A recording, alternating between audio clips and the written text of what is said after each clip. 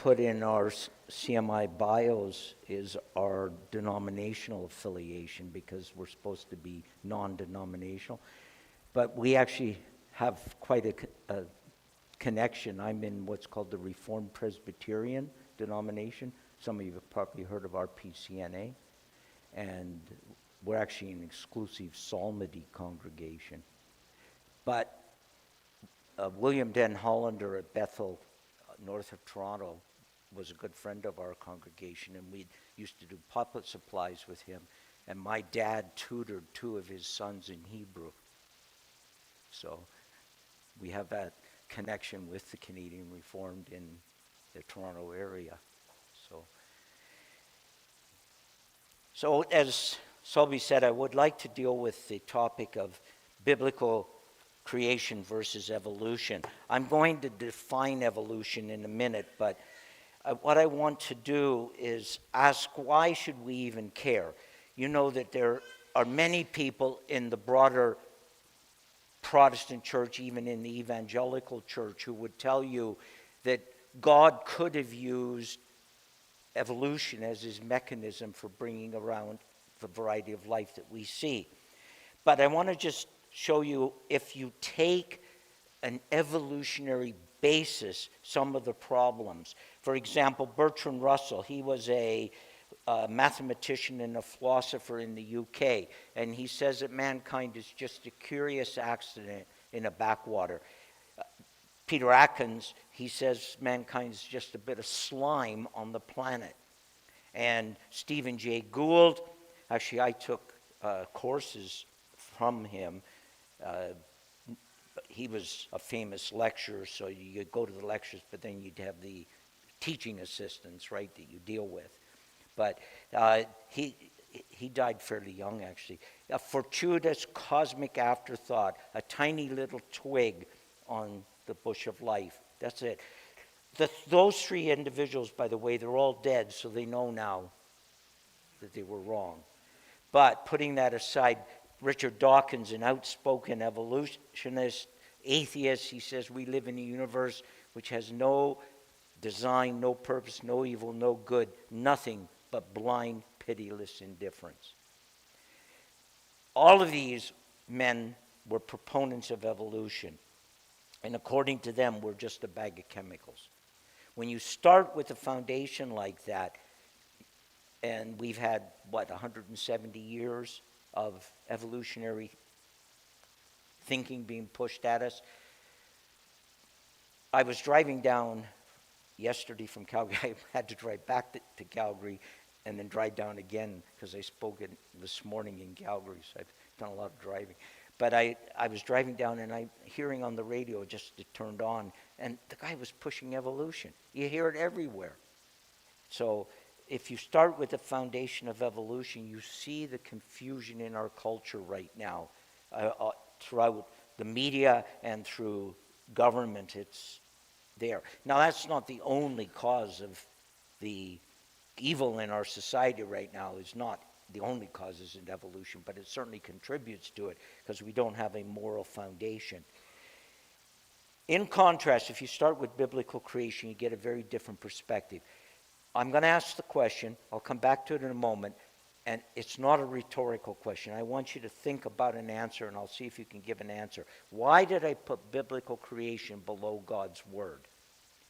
Just so you don't fall into this trap, one little fellow, he put up his hand and he said, because the text is too big to fit up on the up on the pillar.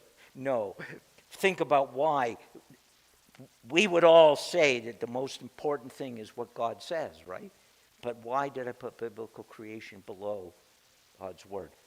In the first 11 chapters of Genesis, you find an early Bible. You find all of the essence of Scripture is in those first chapters. You find creation, you find male, female, marriage, you find the rule of law.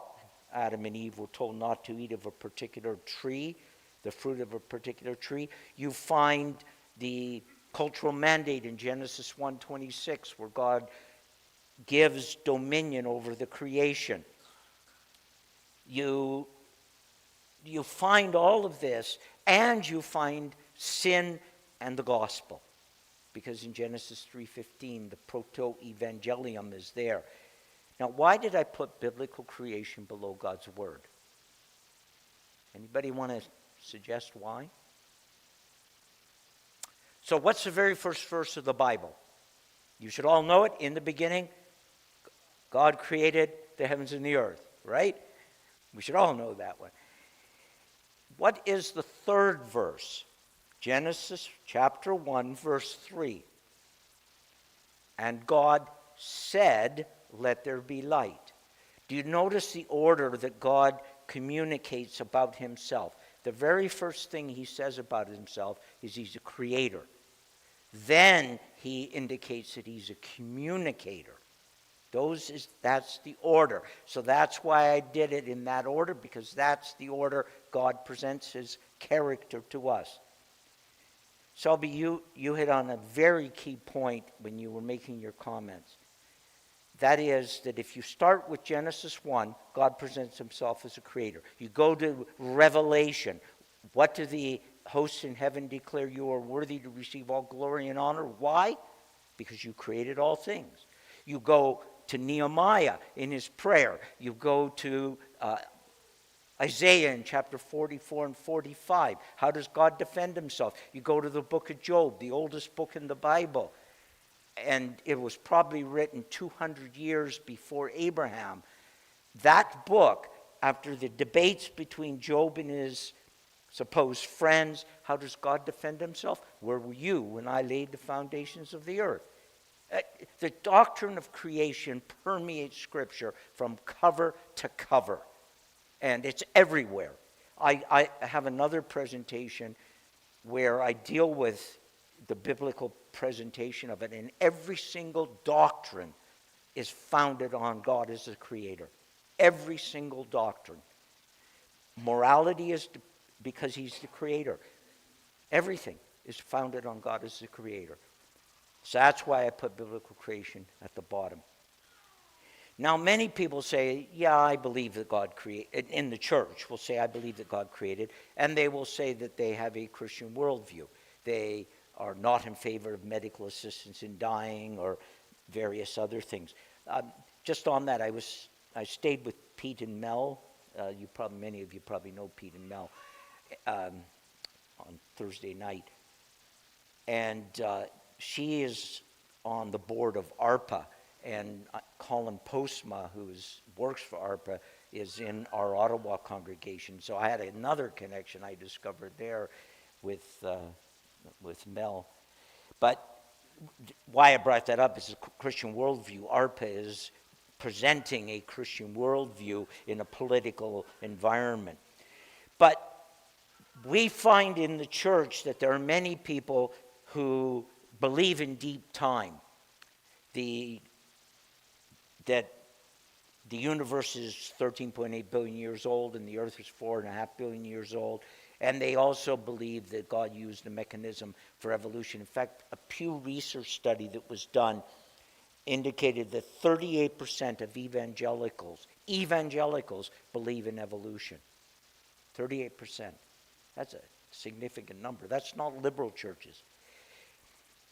I was speaking at the Christian school yesterday. Boy, I lose track of where I was. Yesterday morning, and I did a dino talk for the younger group. And I put up a slide that has a T-Rex, a fish, a dolphin, and a bird.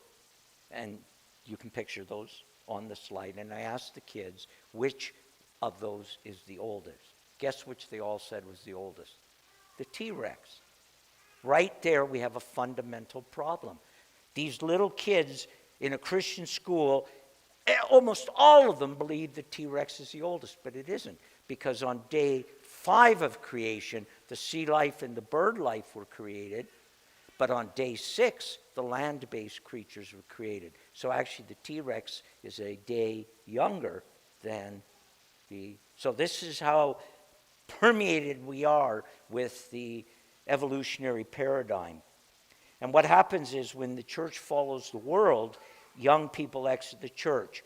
For example, a chaplain at a U.S. university, he indicated that when the students come in their first year, 80% of them say they believe in God. By the time they reach second year, the numbers drop to 20%. They're so indoctrinated with evolutionary thinking, and they're not prepared to defend biblical creation. And we, in the CMI's mission is to churches. There's other very good organizations like Answers in Genesis, and they have other missions, or the Institute for Creation Research, but our focus is to churches. Now, we will talk in Christian schools, obviously, but we don't go into universities and do debates. We try to avoid getting into media debates, that kind of thing. We focus on churches because we believe that that's how we're going to advance the next generation. So that's our mission, is to churches. But so young people that have been raised in a Christian home and have gone either through homeschooling or may have gone to a Christian school, and then they go off to a secular university and they get hit with this. I was speaking up in Alliston, it's where the Honda is manufacturing north of Toronto, and there were two young ladies there who I talked to over lunch afterwards. They were both in third-year chemistry at Trent University in Peterborough, and I said, boy, it must have been tough. And they said, first year, every single course pushed evolution. By the time they got into third year, they were down into the real science, and so it sort of faded into the background. But these are the kinds of questions that we get constantly being asked, and we need to be able to answer these questions so that we can fortify our young people as they, eventually some of these young people here will be going off to a secular university. We need to fortify them in that. So even you certainly may believe the Genesis account, and you still have questions about some of the things. For instance, I presented on Thursday night on the Ice Age, and a lot of Christians don't understand how the Ice Age fits into the flood model and where the connection is. So when I started getting interested in this subject, I was in high school. The high school I went to, and I emphasize this on purpose, was Sir John A. Macdonald Collegiate. Why I say that is our stupid woke school board in Toronto wants to change the name of my high school. They're way over in debt, and the Ontario government's actually thinking of firing them all and taking over the school board because they can't budget properly. And you're wasting money renaming a school because you think that Sir John A. Macdonald was evil? Give me a break. Anyway, I went to Sir John A. Macdonald. But a friend of mine asked me to, we had Interschool Christian Fellowship at the time, and he asked me to go to hear a speaker. The speaker's name was Whitcomb. You may have heard of a book by Morrison Whitcomb called The Genesis Flood. That was mind-blowing to me, and that was when I was in high school. From then on, I just consumed science, and we are so far ahead today with the information we have available to us. The scientists that work for CMI, for the Institute of Creation Research, the work they do in geology, in biology, in chemistry, supporting biblical creation is astounding what we have available today. And so, as Richard, our CEO, likes to say in Canadian part of the organization, that it is a great time to be a Christian. The facts of science support biblical creation. Now, you can't say that they prove the Bible. The only way you get the Bible proved is when the Holy Spirit works in your heart. But once you have that belief in it, it's fantastic to know that the facts of science support the Bible. I need to define evolution. And this is important. If you get nothing else out of this presentation, get this definition down, because it will help you to assess what you hear so often. Get this definition down in your minds. This is not a definition I am creating so that I can attack it. It's an evolutionist definition. So their claim is that all of life originated from a single cell. Somewhere out there, eventually there was a single cell that replicated, and all of life came from that single cell. This cell has to be more complicated than a virus. It has to be able to respirate, that means to breathe. It has to be able to metabolize, that means to eat food. It has to be able to move around and to replicate, to reproduce. Why can the simplest life form not be a virus? Why? Very well.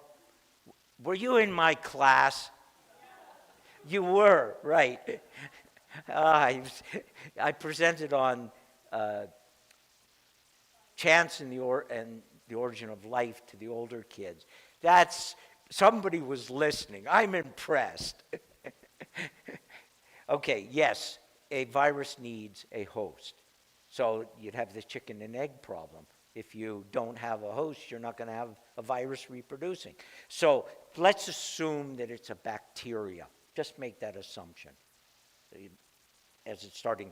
So scientists believe that the simplest form of life that meets those criteria that I've identified has roughly 480 genes in it. 480 genes. Over time, genetic information has been increasing according to evolutionists. And you get all of the genetic variety across all the plants and animals and single-celled entities out there. And if you take just the human genome, you're now talking 25,000 genes. So you've gone from 480 to 25,000 genes. All of that genetic information has been increasing through time.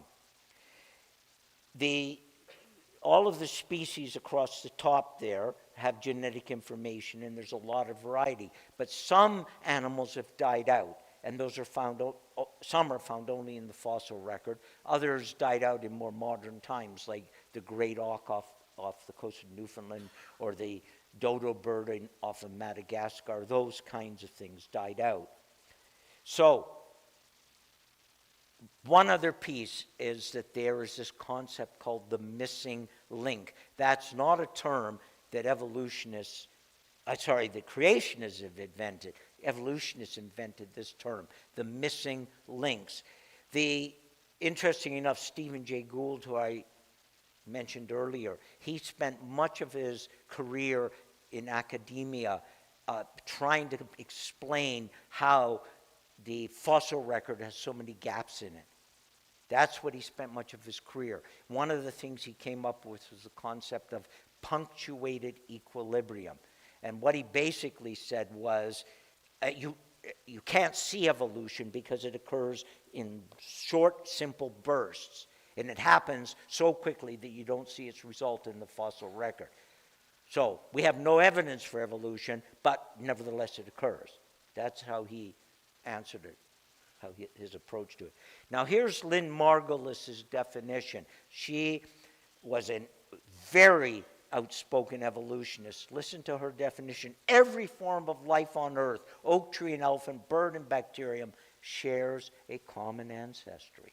So we all come from a simple cell that they would say originated in some vent in the bottom of the ocean or an organic pond or something, or in soup. That is evolutionist definition, increasing information in genetics over time. This isn't evolution. When you breed dogs, you specialize. They actually lose genetic information. If you want a robust dog, you want a mutt, because you want to bring different genetic strands together. If you have too much inbreeding, the result is they become weak. In fact, even in the human race, we have an example of that. In Europe, the royal families were interbreeding too much, and there were lots of genetic problems in the royal families. And they didn't want to breed with commoners, so they would, Greek princess would marry a Russian princess and all that, and over a prince, and over that, they had a lot of genetic problems, too much inbreeding. When you specialize like this, the result is you actually reduce the amount of genetic information that's in a particular dog. My wife is from Puerto Rico, and her husband, a cousin of hers, I'm a resident, a cousin of hers bred Dalmatians, and he would breed in every third generation another dog breed, like a husky or something, to keep the strain strong, because otherwise the Dalmatians would become too inbred. So this is on the animal side. Genetic information is decreasing when you specialize. Here is on the plant side, a tea plant, standard black tea that has been found in China that is caffeine free. Did you have, no, maybe not you guys, but did you have tea and coffee this morning? Anybody have a tea or coffee? Yeah. Did you have a caffeinated version? Yep. Why do plants have caffeine? Why?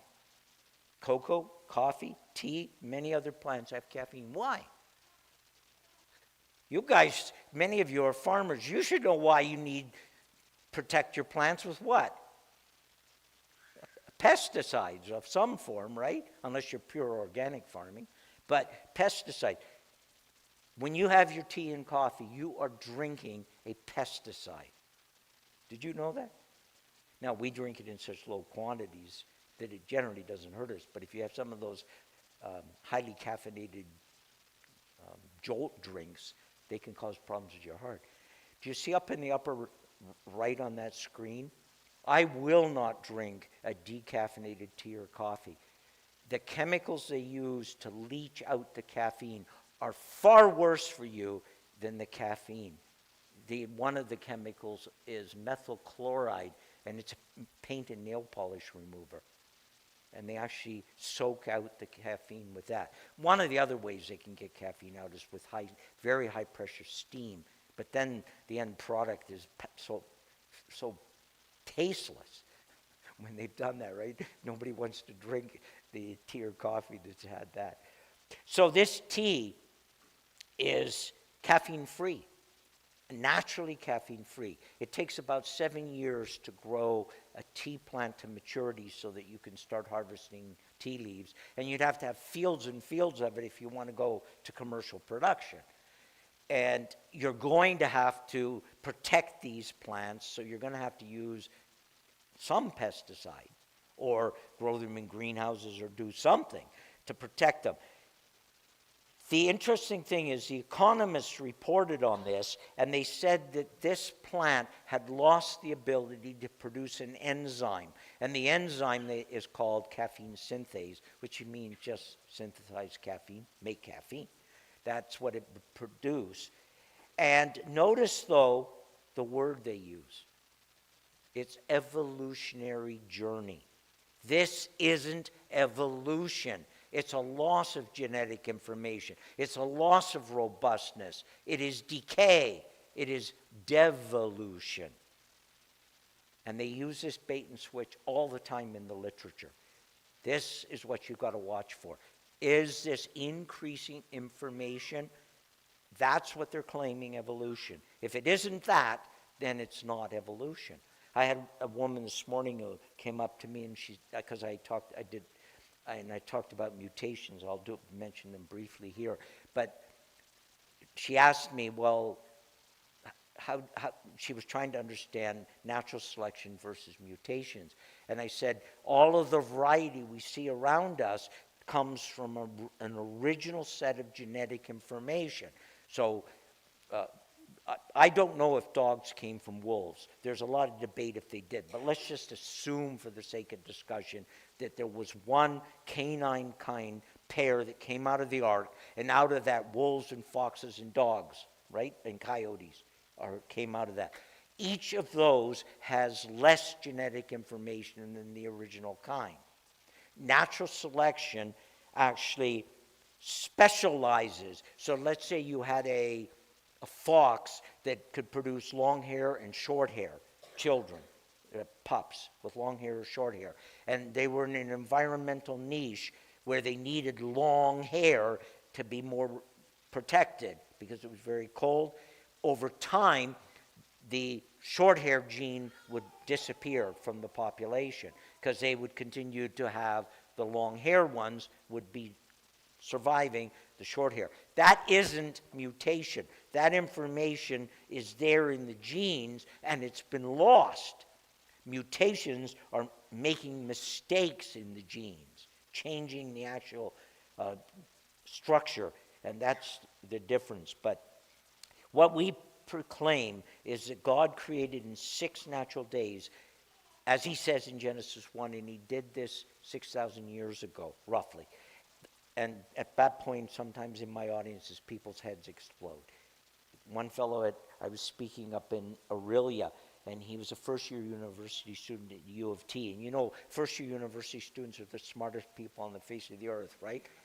So he comes up to me afterwards, and he said, do you really believe that the universe is only 6,000 years? And I said, yes, I do, because that's how it's presented to us in Genesis 1, 6 days of creation, Genesis 5 with the genealogies, Genesis 11 with the genealogies, and we can carry the genealogies right down to 586 with the destruction of Jerusalem. So it's all there, yes. But keep the 6,000 in mind, it's important. I want to give you 5 reasons for why we should accept the Genesis account in its plain sense as history. So, at the biblical creation account. First is Genesis 1 is history. Very briefly, I'm going to just deal with the death as a result of Adam's sin, and you'll see its connection to evolution. And third, I just want to do a quick sweep through some biological challenges that evolutionists cannot address. Thirdly, a few pieces of evidence that the Earth itself cannot be billions of years old. I'm not going to look at the cosmology aspect tonight. I claim the universe is 13.8 billion years old. And then a few facts to support the biblical account of the flood. This is an overview presentation. On each of these topics, I have full presentations. So we'll just try to keep it at a high level tonight. On the left-hand side is the sequence of evolutionary thinking. They will say there was nothing, and then there was a quantum ripple, and then there was a big bang, and on they go. And then on the other side is the sequence right out of Genesis chapter 1. You can just read it. In the beginning, God created the heavens and the earth, and in verse 2, it talks about the Holy Spirit hovering over the seas, and then God said there be light, and so on. That's right out of Genesis chapter 1. You notice you can't line these up. They do not line up. When you have two ideas or concepts that contradict one another, the basic law of non-contradiction, which is a logic law, says that at least one of them must be false. Both could be wrong, but at least one of them must be false. So, do you see in here a very fundamental, absolutely unsolvable contradiction between these two sequences? There's something that's just absolutely unsolvable in these two sequences. So think of it as what happened on day 3 and day 4 of the creation week. Day 3 and day 4 of the creation week. I'm stretching you guys. You need to know your Genesis 1 account. What happened on day 3? God created plant life. What happened on day 4? He created the sun, the moon, and the stars. You cannot rationalize these using any secular approach, because they would say that the sun has to be billions of years old and has to be there long before plants, whereas the biblical account has the plants the day before the sun. You can't bring these two together. I'll come back to that about the sun in a moment. So there are various attempts within the Christian academic community where they are trying to rationalize these. They've come up with day-age, framework hypothesis, gap theory, overlapping days of creation, on and on and on. A whole bunch of proposed solutions for rationalizing these. And it amazes me when there are so many of these attempts that it indicates that they're just avoiding the plain sense of Scripture. That's what they're doing. So one of the suggestions is Genesis 1 is poetry. Now, it is a magnificent piece of literature, but let's just do a little test to see if it's poetry. In the Hebrew language, the verb forms in poetic sections like the book of Psalms, the verb forms are different than the verb forms in narrative, like the 1st and 2nd Samuel. My dad did his doctoral work at the University of Glasgow in Hebrew verbs, and he taught Hebrew. And when I went to Ottawa Theological Hall, he was the professor who taught the Hebrew there. And so I do understand this because I read Hebrew, and in fact I read it every day just to keep it up. But the interesting thing is that I know how the verb forms and how difficult it is to translate the verb forms in the Psalms compared to the narrative. Well, the other thing that he did, this fellow Stephen Boyd, is he did the statistical analysis on this, and I taught statistics for 10 years, so you bring these two together, it's right in my wheelhouse, as they say. What he found was that overwhelmingly the verb forms in Genesis 1 are narrative verb forms. In fact, it is so far out on the statistical level, it's like 3 or 4 standard deviations. It's impossible that it's happened by chance. Clearly, it's a narrative text. So that is one example. The next thing is it's presented in historical chronology. It goes from, this is what God did, and he did this, and then he created this, and he did this, and then the flood comes, and we go right down to Abram.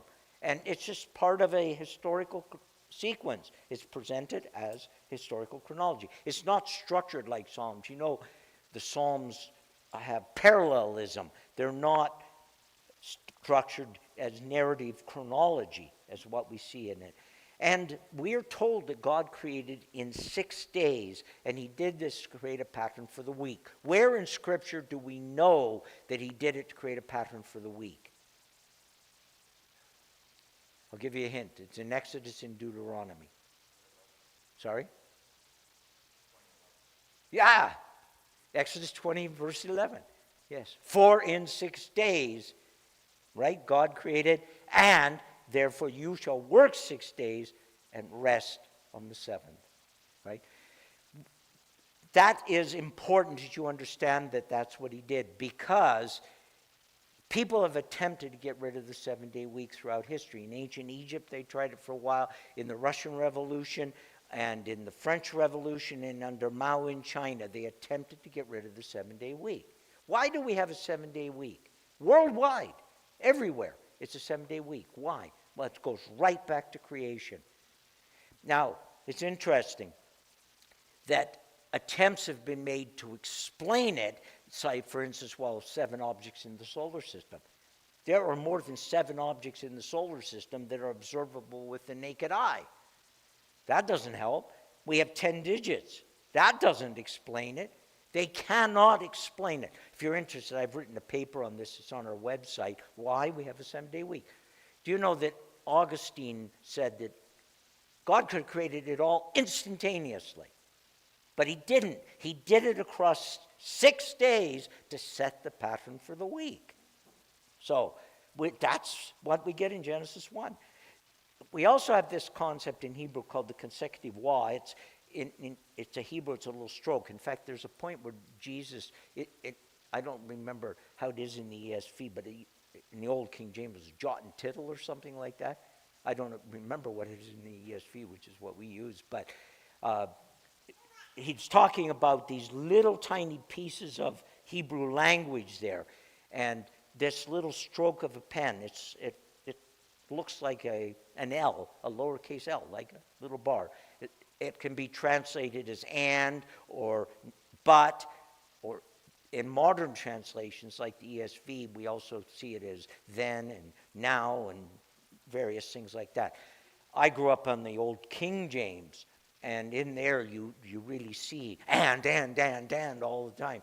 When I was in grade 11, and I wrote an English paper, my teacher said, I was starting a sentence with and she said, oh, we don't start sentences with and. I went over, in those days, Bibles were still in the classroom, and I went and got a Bible off the shelf. I opened it up to the book of Revelation, and it says, we don't start sentences with and. She wasn't very impressed with my calling her out. So, but the and is really critical because it is the mindset of a Hebrew writer. You see it in the Gospel of Mark as well. Clearly his mindset. And Jesus said, and Jesus did. There's an urgency there. These events occur one right after another. That's what this the consecutive law means. We also have the use of the ordinal. By the way, I'm not going to go into all the other topics in this level of detail. This is the only one I'm going to do in this level of detail. Because if we don't get this one right, well, got to get it right. But day one is not ordinal, it's cardinal. The rest, like day one, but the rest are second, third, fourth. If you go the Numbers 7 and Numbers 29, the offerings are offered on the days. There isn't a theologian on the face of the earth that would tell you that the days in Numbers 7 and Numbers 29 are not natural days. And yet they try to impose in Genesis 1, oh, it can't be natural days. But the ordinal is a method of saying these are sequential natural days. And then we are told that it's a natural day because they have an evening and a morning. Now, why do we say morning and evening? Why do we have morning and evening? Why don't we use the biblical reckoning and say evening and morning? You have any idea why we say morning and evening? Because we have been bamboozled by Roman mythology, because they worshiped the sun. And they started their day with sunrise. So they had morning and evening. The Hebrews started it with evening and morning. Why? Because the world was already there when God created it on day one. It was a spinning globe. And he said, let there be light. The globe spun from evening into morning. From darkness to light. So that is... it's a complete challenge to Romans' sun worship. So, I'm not suggesting we change our common, just like we're not going to change the days of the week from Moon Day and Sunday and Teuton's Day and Woden's Day, right? It's all mythology there. But think of how our history of how it's come. In Exodus 20:11, God declares that he did it in 6 days. And he sets it as the analogy for why we should work 6 days and rest on the seventh. Of course, if you're many modern evangelicals, they only have 9 commandments now, right? Because the Sabbath commandment, most modern evangelicals don't accept.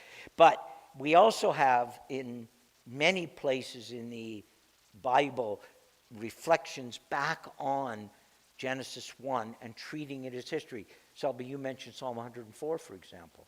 That's looking back at Genesis 1, well, Genesis early, right? Jesus declares that he made them male and female from the beginning, not 13.8 billion years. By the way, I had one little fellow come up to me afterwards. He was probably 6 years old, and he said, Mr. Hughes, you lied. And I said, what are you talking about? And he said, man wasn't created at the beginning. He was created on the 6th day. Okay, 5 days later, right? Smart brat. Then the rest of the Bible treats Genesis 1 as history.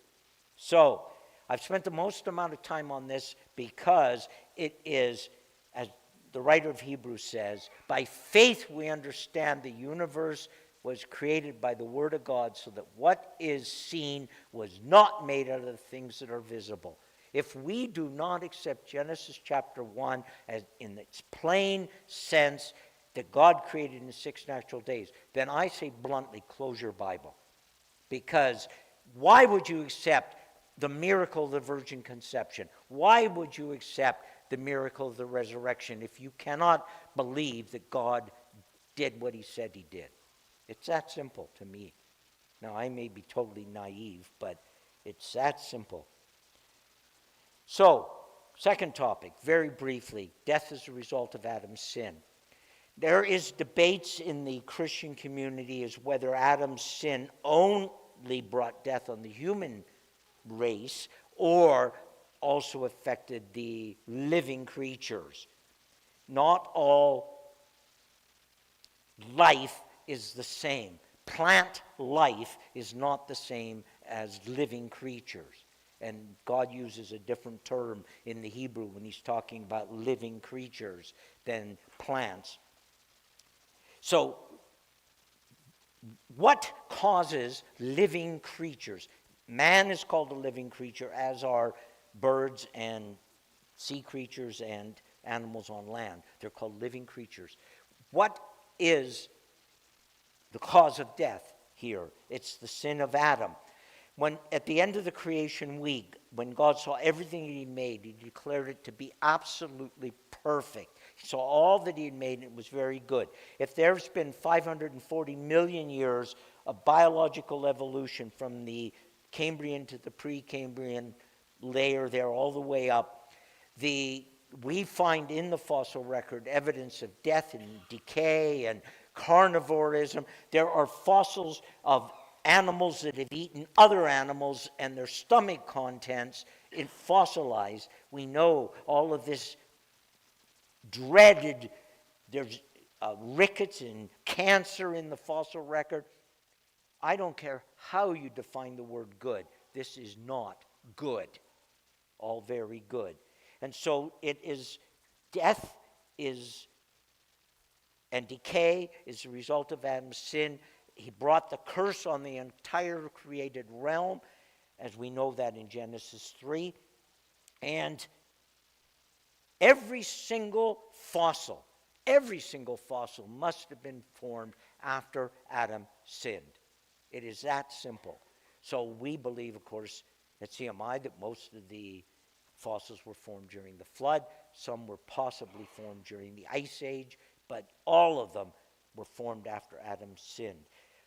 And Paul makes a very important analogy in 1 Corinthians 15, that great chapter on the resurrection, where he says, he uses a covenantal model, as all in Adam die, so in Christ shall all be made alive. You have to understand that covenantally. It's all those whom Adam represented and all those whom Christ represented. But he makes that analogy. If you don't have a historical Adam that brought death and decay because of his sin, you don't have a historical Christ that has conquered death and sin and decay. Paul's analogy would fall apart. If you want to explore this topic in more detail, we have been producing for 10 years a TV production out of our studio in Kitchener, and it's called Creation Magazine Live. We're on all kinds of channels. We used to broadcast in Christian TV stations, but CRTC has basically shut down all Christian broadcasting. It's really hard in Canada now too, but it's all available on streaming media. And this episode, they're always 30-minute episodes, and to fit in a 30-minute time slot. And you could actually go to this episode here and explore in more detail that. Third topic, I just want to do a quick sweep through some challenges that evolutionists have in explaining the variety of life that we see. I'm not going to deal here tonight with what is called abiogenesis, or the attempt to do in chemical evolution to produce life. There have been attempts. There was a project called Cynthia, spelt with an S, that ran for maybe a decade and spent millions upon millions of dollars attempting to take basic chemicals and then organic compounds and make them alive. and it totally failed. There have been, here's an example from Popular Mechanics. Scientists are still waiting for proof that chemical ingredients can spontaneously assemble themselves, become wrapped in a membrane, and divide. In other words, there's still, notice the words, missing link between the chemistry of early life and its subsequent biology. So they know that there's a real problem here. Here's another example, one of scientists' most enduring mysteries, namely how life sprung from non-living matter. So, I'm not going to deal with that problem tonight, but let's assume that we have the basic building blocks of life, and that is what we define the DNA with. The basic building blocks are called nucleotides, and there are essentially four. Then I'm trying to keep this simple. There are four of them. In the computer industry, we use binary. God's basic structure for encoding information is four, and scientists are actually blown away by the amount of information you can pack into DNA. You can pack massive quantities of information into that little double helix, and much more dense than what we can do on a data stick or on a disk drive. So the hardware of life are these nucleotides. A nucleotide is made up of three molecules: a phosphate, a nitrogen group, and a sugar. And the sugars vary. Do you know that in every single cell, in every single nucleotide in your DNA, you are made up of sugar? Did you all realize that you're made of sugar? Some people wouldn't think so, but so the nucleotides, you have to string them together to make information. Do you know how many nucleotides you have to string together to get the human genome? You have to string 3 billion of them, and spelling out meaningful information. Hardware is impossible to come into existence spontaneously, but assume it's there. That's not the problem. The problem is the information in the DNA, the encoded information. And Paul Davies, a physicist, by no means a Christian or a creationist, he says, how did nature fabricate the world's first digital information processor, the original living cell, from the blind chaos of blundering molecules? How did the molecular hardware get to write its own software? So I'll make you a wager. If you can bring me your cell phone and show to me that it has written its own app, on its own, it's written an app, I will pay you $1 million. I'll have to sell my house in Scarborough, but I will pay you $1 million. We know that hardware does not write software, don't we? It's only evolutionists who think that hardware will write software. We know it doesn't, so I'm never going to have to pay that money out. So DNA is absolutely amazing. And what we know about DNA has only really come to fruition in the last 20 years. Watson and Crick started to do their analysis in the 1950s, but what the DNA decoding has only happened even in the last decade. Do you know that you can read DNA in both directions? And depending on what proteins you want to develop, you unzip the double helix. In one direction, you hit the genes in one direction, and you get a messenger RNA that goes into the factory to produce a new protein. You try to write a word or a sentence you can read in both directions. Can you think of a word that can be read in both directions? Race car, right? You can read in both directions. Can you make a sentence? Now, here's an example of a sentence. You'll think it's rather risque until you hear the whole thing, okay? So there was the most beautiful woman in the world, and she's absolutely naked, and she's coming to this young man, and the young man, he goes up to her and he says, "Madam, I'm Adam." You can read it in both directions. They were naked originally. Adam was asleep, and he's introduced to his wife, right? His new wife. So, "Madam, I'm Adam." Another example of one of these that's hard to write is one of my favorites because It deals with a general who was in Europe, and he was exiled to Elba. You've heard of Napoleon. And it's able was I ere I saw Elba. Able was I ere I saw Elba. You can read in both directions. In the DNA structures, back in the 1970s, the idea was that between the 25,000 genes, there's this other genetic information, and they called it junk DNA. They've totally abandoned that now. They have found that in those extra pieces between the genes are used to generate the proteins. Between there's all kinds of amazing programming information, data correction, to pick which chromosome you're going to get the sequence from, because one of the chromosomes may have a genetic defect. So there's error correction, there is logic in there, built into that epigenetic information between the genes. I'll give you one example. If a woman conceives a baby on the top of the Andes or on the top of the Himalayas, the developing zygote, the developing fetus, somehow senses atmospheric pressure, and the DNA reprograms, and that child will be born with very large lung capacity. Yeah, wow is right. It's amazing what is going on in DNA. It's all there. God has put it there. But it reprograms depending on the needs of the moment.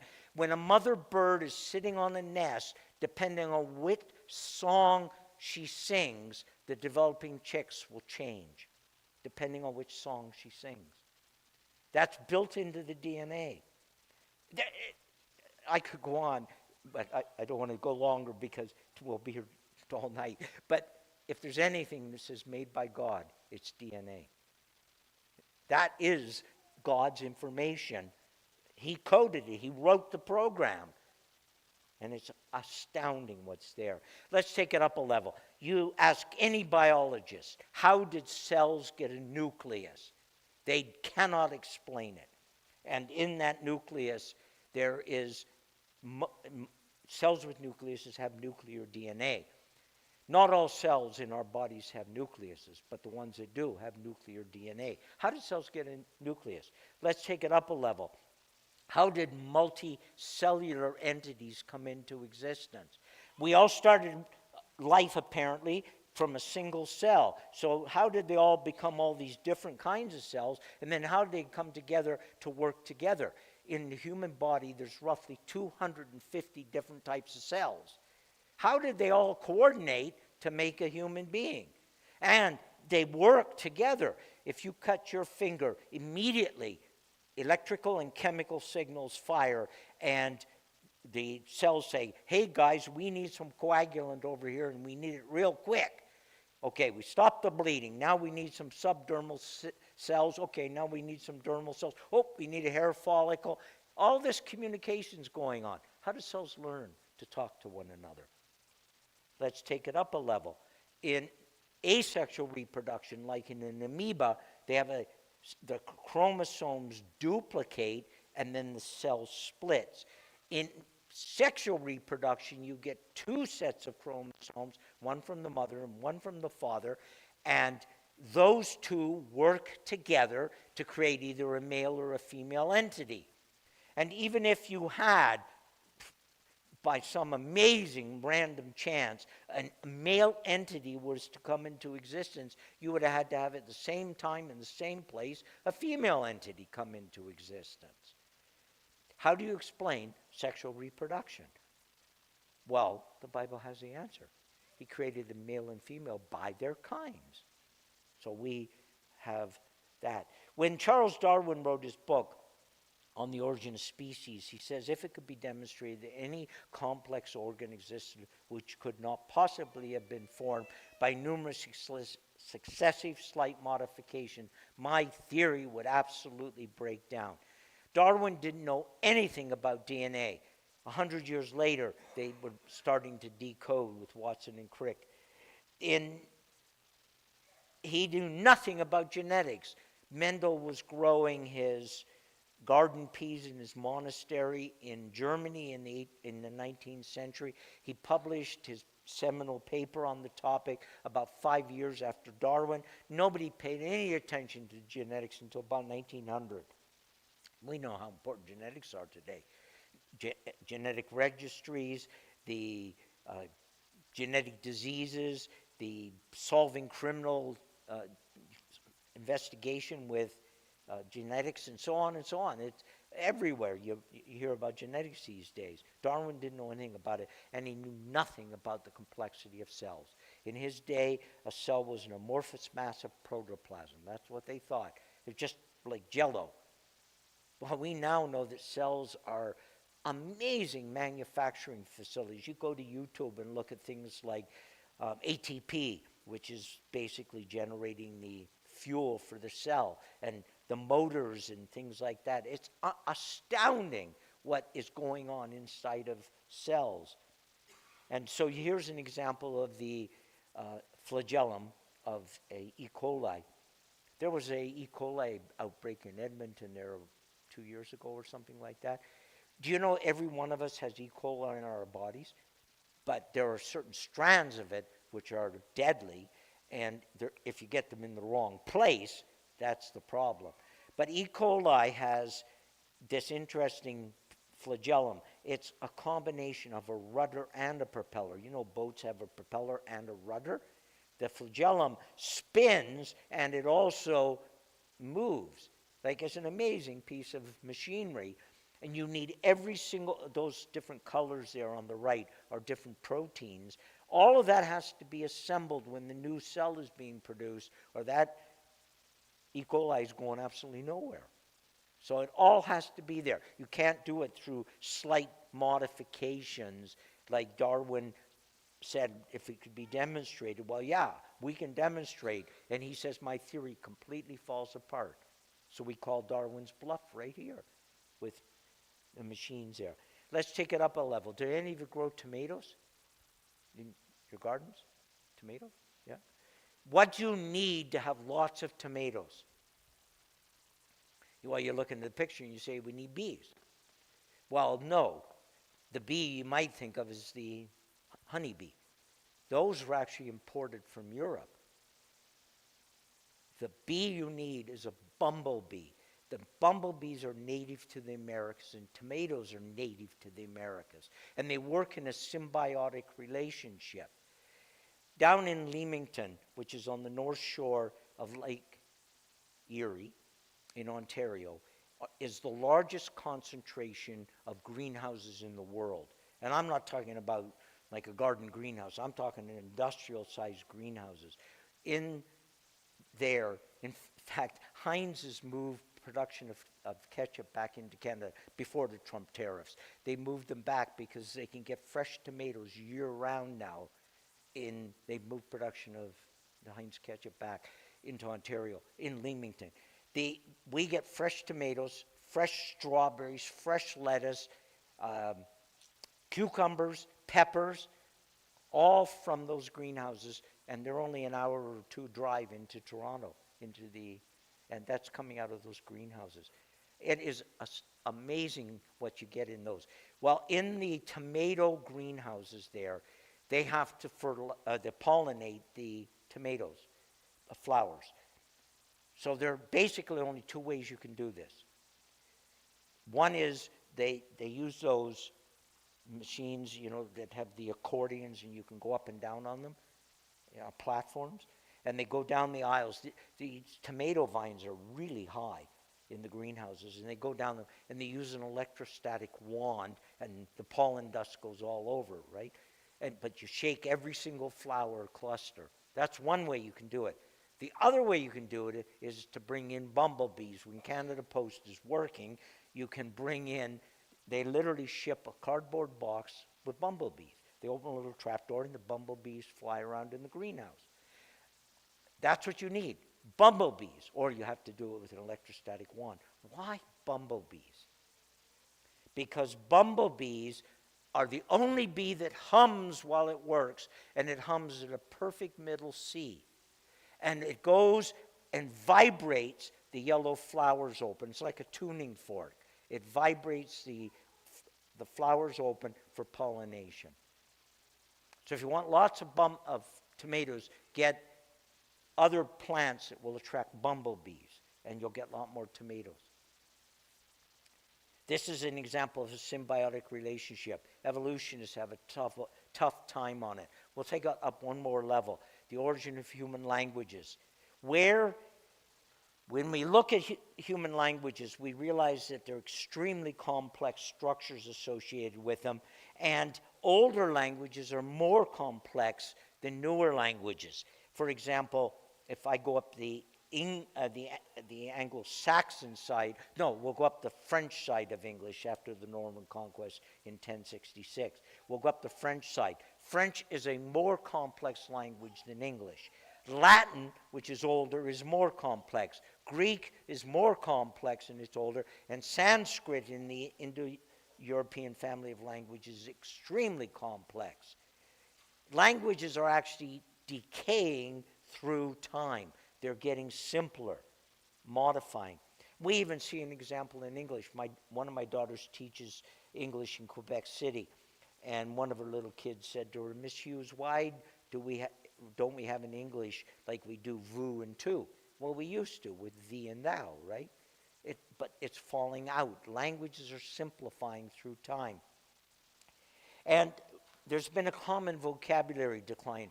It is estimated that at the time of William Shakespeare, the average native English speaker could use, not just understand, but use about 30,000 words. The average native speaker today, native English speaker, use about 15,000 words, and the average teenager about 100.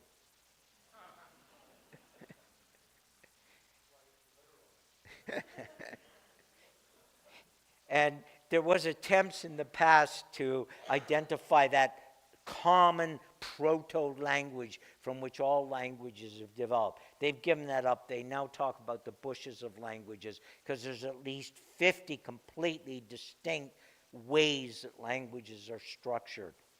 And what's interesting is around 2200 BC, a whole bunch of languages suddenly appear in the historical record.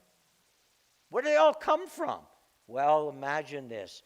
Genesis 11 tells us, isn't it amazing all the things that are in Genesis 1 to 11? It's all there. That the Tower of Babel explains it. And what's interesting is languages are decaying, not increasing, which is another evidence against evolution. It's devolution. Let's quickly look at why the Earth cannot be billions of years old. I mentioned nuclear DNA, the double helix, the 23 chromosomes, the 3 billion nucleotides. But we have another piece of DNA in many of our cells, and it's in a part called the mitochondria. And the mitochondria is the central processing unit for the manufacturing that goes on in the cells. And it generates the ATP, which is the energy cells use. It also is the controlling software that's running the factories. It's in mitochondria, there is a ring of DNA, and it has 16,600 nucleotides. 3 billion, 16,600, 25,000 genes, 37 genes. A small ring of DNA, but it's not two sets. It's one set of information, and we only inherit it from our mothers. We get our mitochondria DNA from our mothers. Interesting, when they study these rings, with the modern technology, they can decode DNA extremely rapidly now.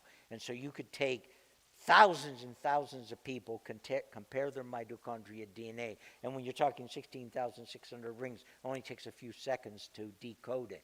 And you can get these huge, massive databases of mitochondria DNA.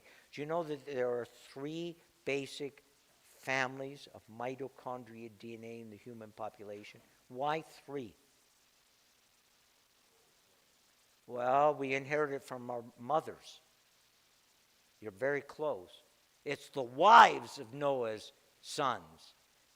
Shem, Ham, and Japheth's wives, and there are three distinct. Now, you cannot know which wife was which son, but there are three basic sets of human DNA in the mitochondria DNA. What's interesting is that you can actually compare, taking huge samples of the human population, you can actually figure out what the original DNA was of wife 1, wife 2, and wife 3, and then you can compare those, and you can go right back to Eve's original mitochondria DNA. We know exactly what Eve's mitochondria DNA looked like. And they even call it mitochondria Eve. They don't believe in the biblical Eve, but they call it mitochondria Eve in the genetics literature. What's interesting is that across the human population, we almost all have identical mitochondria DNA, which indicates that we all came from one of the three wives and then ultimately from Eve, all of us. But the other thing that's interesting about this is that the variations, the phenotypic variations, hair color and skin color and all that, that doesn't come from our mitochondria DNA, it comes from our nuclear DNA. And in there, many of the points vary, quite a few of the points in the nucleotides vary to give you the variety that we see. But in our mitochondria DNA, it's very stable, very few mutations, whereas most of the genetic diseases are from the nuclear DNA.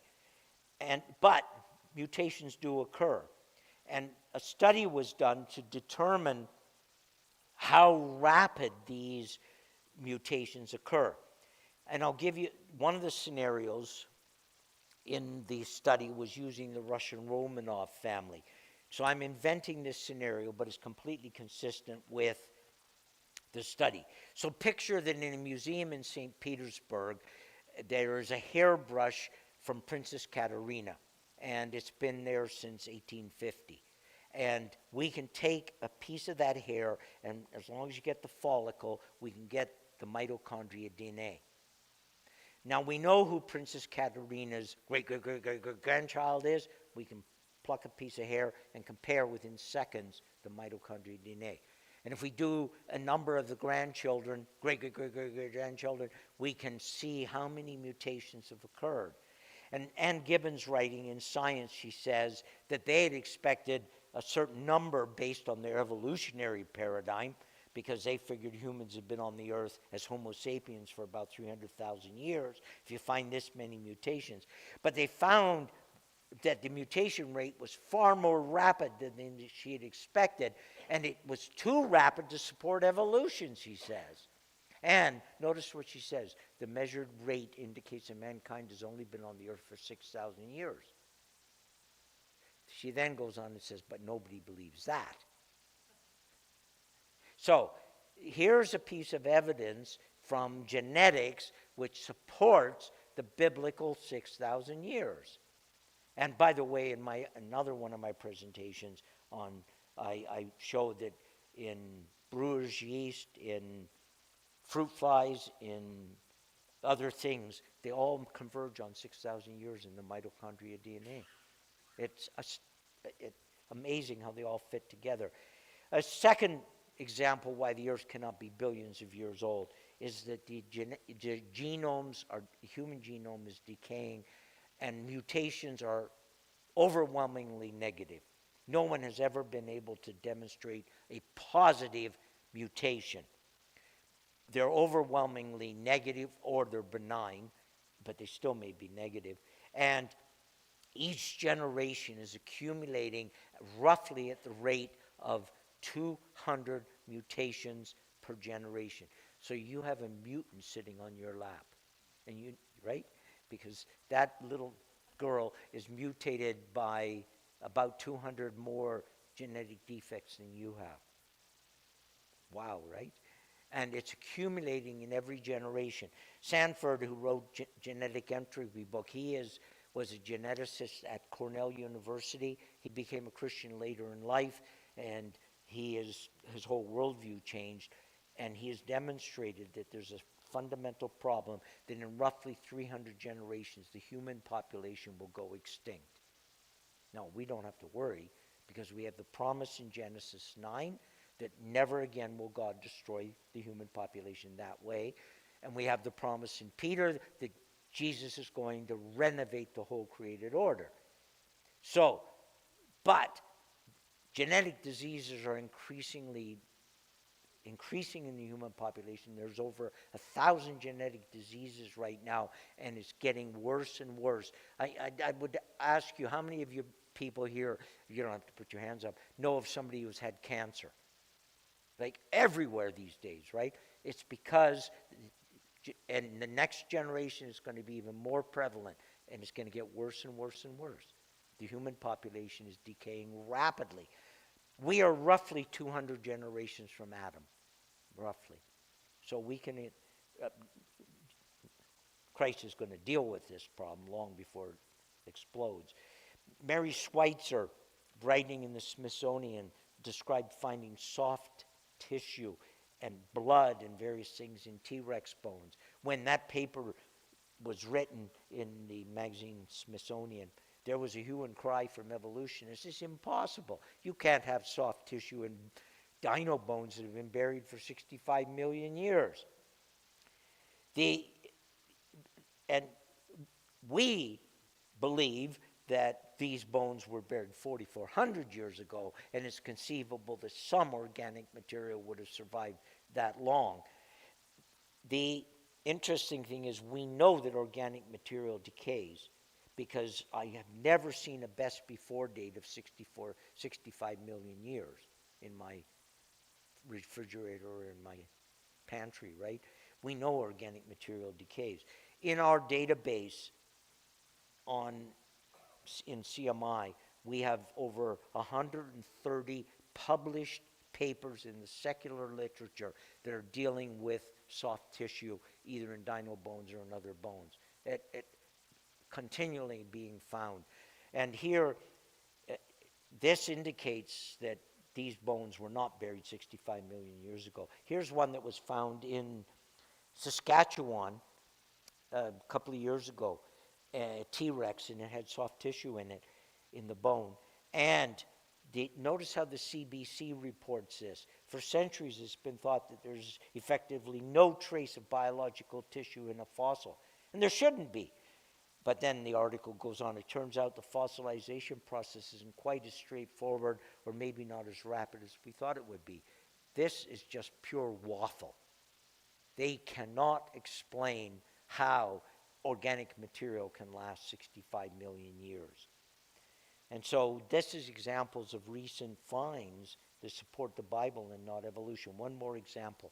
The Earth is a big, giant magnet. You know, when it has a current running around it, you know that electricity and magnets, dynamos versus generators and motors, magnetism and electric work together.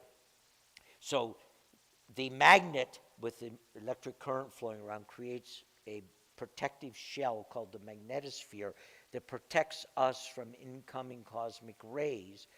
But it also is used as a navigation tool, the magnetic field, by animals.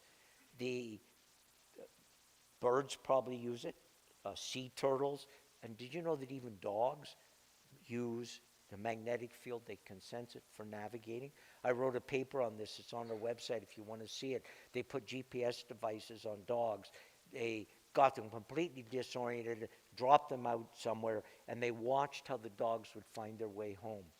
They would start to realign with the magnetic field, and then they could smell up to 15 kilometers away the unique combination of their homes. And they might hit a river or something, and they have to figure out how to get around, but they are amazing at navigating home. So the study was done on the formation of clay pottery about 1,000 years ago, and when in the clay there are little bits of iron, and when they're fired, it takes on a magnetic moment. You can measure its magnetism with a magnetometer, and if you go to the same clay bed today and fire using the same techniques and make the same kind of pottery, the magnetic field has declined in 1,000 years by about 40%. If you project that out, in about 1,000 years from now, there will be no magnetic field left on the earth, and we wouldn't be able to go outside because we'd all fry, and Canada geese would decide to go north instead of south. They wouldn't know where they were going. Of course, again, we don't have to worry about this because Christ is going to take care of this before the earth is destroyed. But this particular phenomenon is rapidly occurring. Now, evolutionists say, well, you can't extrapolate out like that. But they do all kinds of extrapolations like that. Only when it's convenient, they don't want it to extrapolate.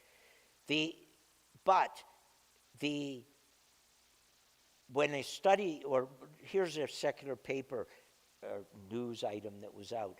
Our planet's protective shell isn't quite what it used to be. Over the past 2 centuries, its magnetic strength has taken a nosedive, and nobody has the foggiest idea why.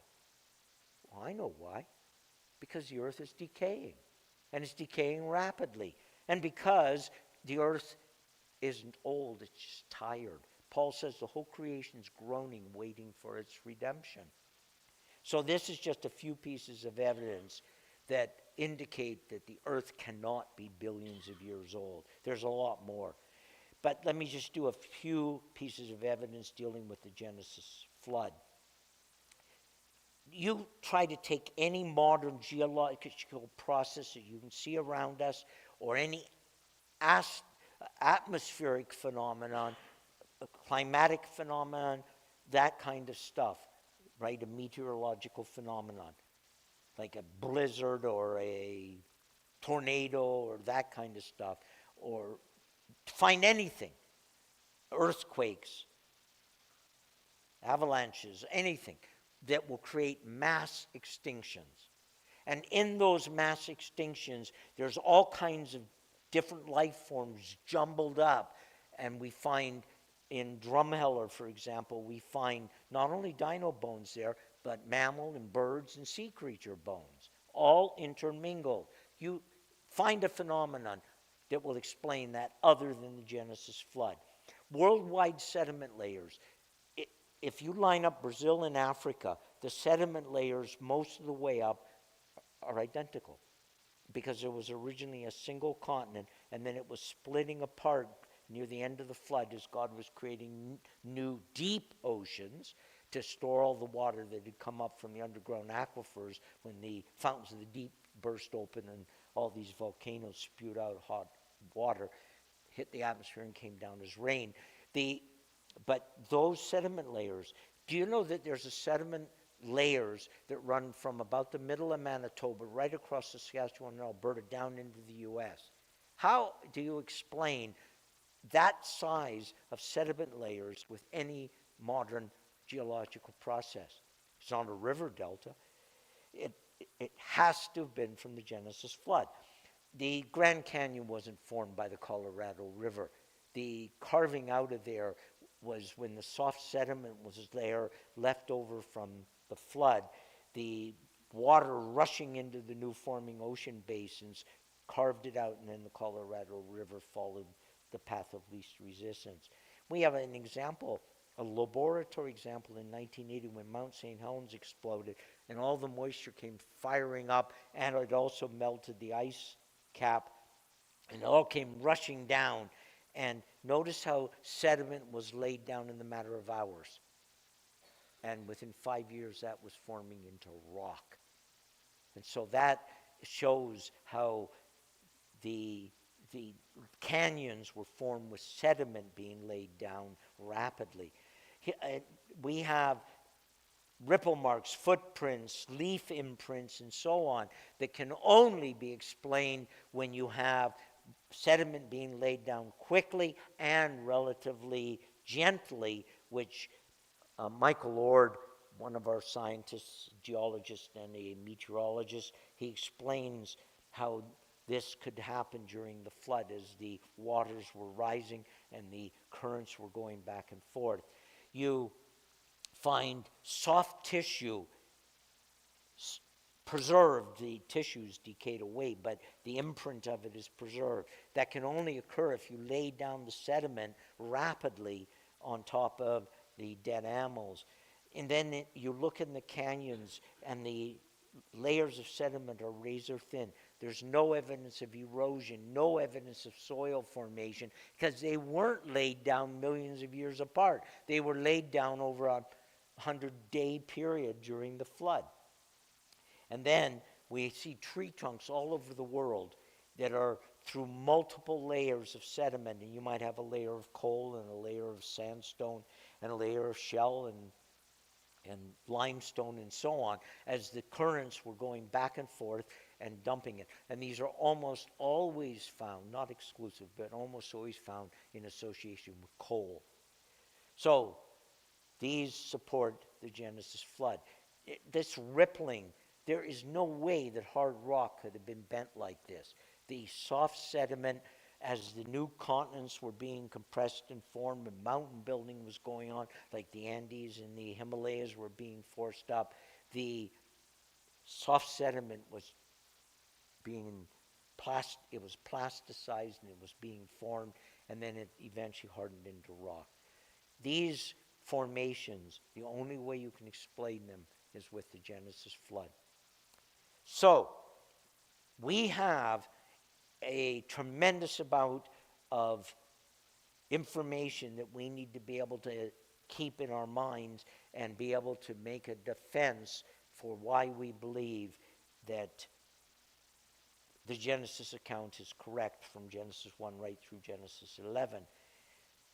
But you're not going to remember anything I said. I hope you'll remember the definition of evolution, and you will remember the bumblebee. But beyond that, you won't remember any of this. So, you need to do things. So, we need to pass around. Can we maybe turn on the lights again? We're almost done here. Can we turn the lights on? Can we pass around the clipboards that have the blue and white lines on them? And if you're not already subscribing to our info bites, sign up, and we will send you on every Friday. We send out info bites, so just put your email on and we'll get you connected up. So you'll get our latest speaking tours, latest articles, new books, all this kind of stuff. New videos are being announced on info bites. And we have other things. This book is great as an apologetics book. Why we are Christians and why we believe that Islam and Hinduism and so on is not correct.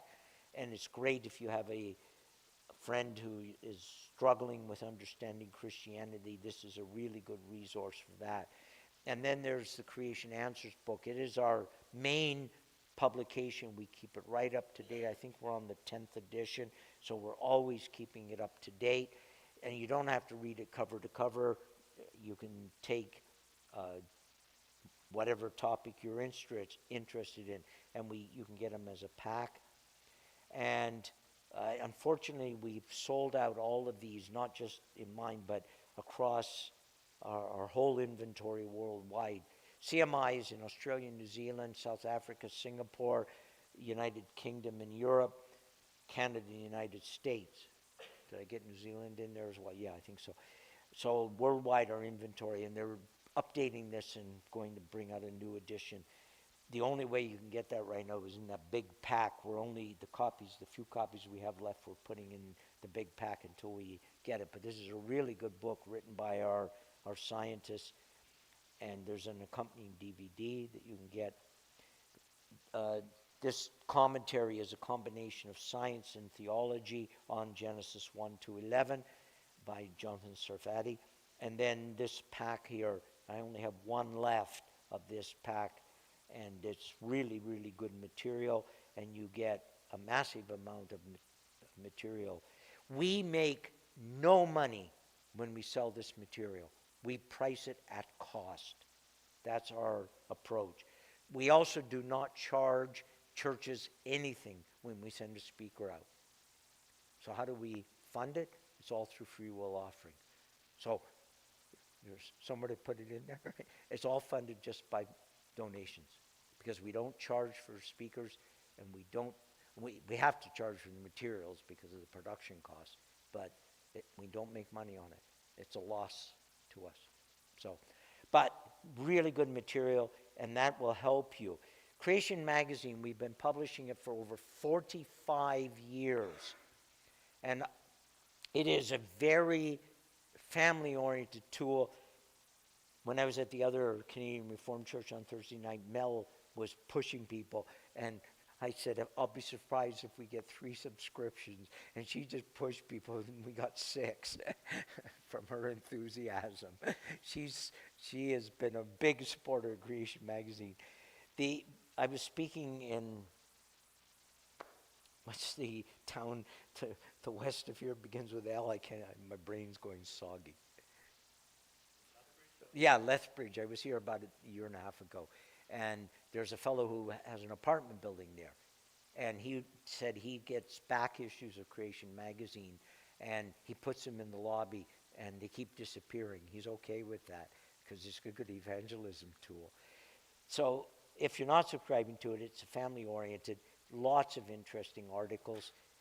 Over the years, I'm a volunteer with CM, I have part-time, but I do writing as well, and I've written a couple articles that have been in creation over the past couple of years. But it's the premier magazine in the creation space. So we just had to increase our price. We used to get it for $7.50. If you're already a subscriber, you will be grandfathered on that price. We had to put it up because it's costing us almost $7 to mail out each issue. We send it out quarterly, 4 times a year, and we only bill you when we mail it out. So you only get the $9.50 charge on your credit card when we mail it. And you get you can get the DVD copy. We don't have a problem with you distributing the DVD copies, not the DVDs. I mean the PDF. My brain is fried here tonight. The PDF copies. We don't have a problem with that because we want this information going out. So if you have the digital copy, the PDF, you can distribute it. We're not trying to make money from it. If you subscribe tonight, can we pass around the other clipboards now? Tear off the bottom form. On the table, I have the forms as well. But if you pass those around, you want to subscribe. If you subscribe tonight, you don't pay anything until we ship an issue to you, but you can take a copy right now, and one of the DVDs is beside the Creation Magazines. Here are some examples of articles. But these articles are very carefully peer-reviewed. By the way, our talks are also peer-reviewed. Every talk I have has been peer-reviewed by multiple reviewers. The one I've done on Starlight is 4 physicists have reviewed it. So a lot of peer review goes into our. So tear off the bottom form, fill in both sides, and we have a children's pack that's children that can read these and use them. Parents could read them to them as well. But we have a younger set, but this would be a mother or a grandmother or grandfather reading to the kids, but it's oriented to younger children. And this is Creation Answers for Kids book, similar to the Creation Answers book, but it's simpler for kids. And you don't have to spend a penny. On creation.com, we have all kinds of information all there. And it's got to be the simplest website to remember, creation.com, right? So, also we have all kinds of channels. Richard, our CAO, was at the Federation meeting. They held it in New Zealand this year. All of the CEOs get together once a year, and they held it in New Zealand. And he went to Hobbitville when he was down there, and where they filmed Lord of the Rings, and he went to the Hobbitville. It was cool seeing the pictures he brought. But they were getting a presentation on our channels, and our subscribers have just exploded on our media. like our YouTube channels and all those. So we're getting to a lot of people on our multimedia. In the church, we have a fundamental problem. There are many people undermining biblical creation, and we need to get everybody educated, from the kindergarten kids right through to pastors and academics in the seminaries. We need to be challenging the evil of abortion that's out there. So, it's a long presentation, and you've been drinking from a fire hose here. So anybody want ask any questions?